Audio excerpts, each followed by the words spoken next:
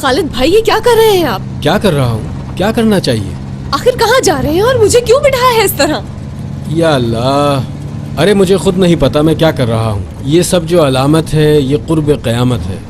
اللہ کے واسطے آپ کو جہاں جانا ہے جائیں، مجھے یہاں اتار دیں. ایسا ہے، یہ کام تو ہو نہیں سکتا. کیا مطلب ہے اس بات کا؟ تمہارے دادا میرا قیمہ بنا دیں گے. اس سے دادا کا کیا تعلق؟ دیکھو ہم دو جوان بھائی ہیں، لیکن ہم مل کر بھی تمہارے دادا کا مقابلہ نہیں کر سکتے. میرے گھر بیٹا پیدا ہوا، میں اسے دیکھنے نہیں جا سکا دادا کی وجہ سے، معلوم ہے تمہیں؟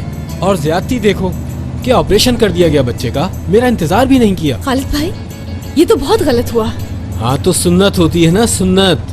ہاں آ جاؤ حامد، چلے جاؤ. خالد دروازہ کھولو، مجھے اتارو. حامد حیات کو اٹھا لو. حامد قسم سے ہمیں بدماش بنا دیا. آپ مجھے اغوا کر کے لے کر جا رہے ہیں؟ ہاں. دادا نے کہا ہے؟ نہیں تو میرا دل چاہ رہا تھا. کون کہے گا اور ایسی بات؟ ارے میں ایک غریب ڈرائیور ہوں، پتہ نہیں مجھے کیا سمجھ رہے ہیں وہ. میں سمجھ گئی خالد بھائی، آپ اچھے آدمی ہیں. اللہ خوش رکھے تمہیں. لیکن بس تھوڑے اور اچھے ہوتے اگر.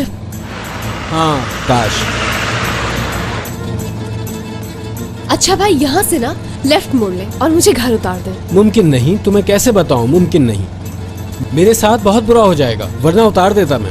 معافی چاہتا ہوں، یہ نہیں ہو سکتا.